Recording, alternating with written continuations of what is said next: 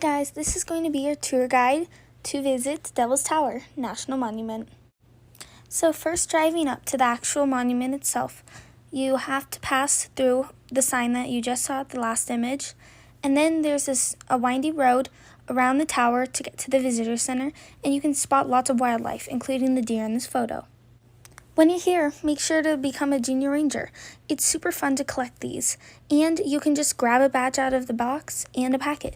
So if you are in a rush, you can do the packet later in the car ride or at your hotel.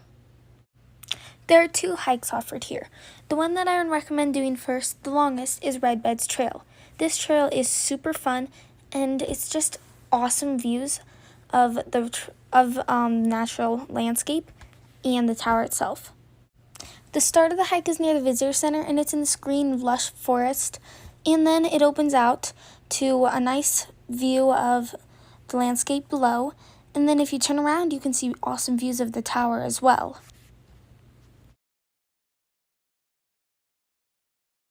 The scenery and landscape also changes really fast. 1 second you're in a forest, then you're in this open prairie area, and then you're in this red rock field. This hike was amazing, and I totally recommend it to anybody who comes here. It's a loop around the tower, gorgeous scenery and views. It took us about an hour and a half to do 2.8 miles, but we stopped for a lot of photos and water breaks. The next hike I'll be talking about here is the only other one here.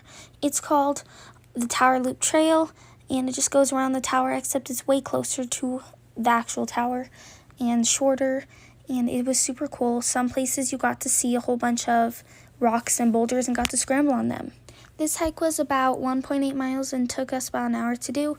We stopped a lot and just, scrambled around the rocks, had some fun, and it was super cool. Definitely more accessible because it's paved the whole way, so I totally recommend this one too. But I think my favorite would actually have to be a tie. I love them both.